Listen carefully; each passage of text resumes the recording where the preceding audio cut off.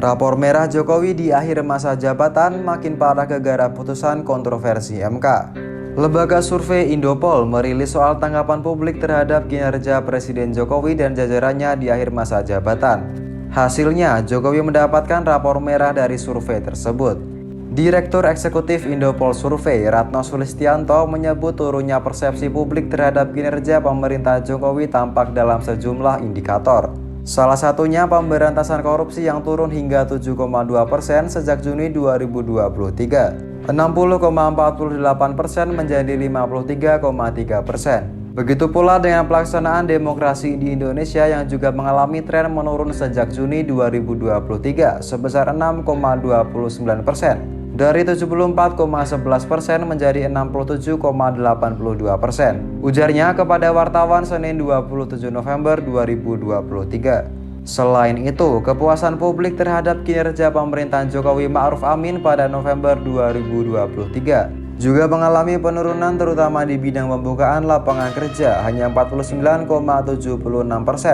serta penanganan pengangguran dan kemiskinan 49,44%. Ia menambahkan kondisi tersebut diperparah setelah pelanggaran berat yang dilakukan ex-ketua Mahkamah Konstitusi Anwar Usman hingga dijatuhkan vonis oleh Majelis Kehormatan Mahkamah Konstitusi. Dugaan pelanggaran etik Ketua Hakim MK Anwar Usman terkait putusan syarat pendaftaran Capres-Cawapres memperparah kondisi buruknya penegakan dan penyelenggara hukum di Indonesia, katanya. Menurut Ratno, berdasarkan hasil survei sekitar 62,1% publik yang mengetahui tentang keputusan MK terkait perubahan syarat Capres-Cawapres 2024 tersebut menyatakan tidak setuju sebesar 51,45% dan yang menyatakan setuju hanya sebesar 19,92%. Publik disebutnya tidak setuju karena keputusan MK tersebut penuh dengan unsur politis dan memberi karpet merah kepada anak Presiden Gibran Rakabuming Raka untuk maju dalam Pilpres. Keputusan MK tersebut menciderai rasa keadilan hukum di Indonesia dan tidak etis dalam penyelenggaraan negara karena penuh dengan praktik nepotisme, mengingat Ketua MK Anwar Usman adalah paman Gibran Rakabuming Raka yang merupakan adik ipar Presiden Jokowi, ucapnya.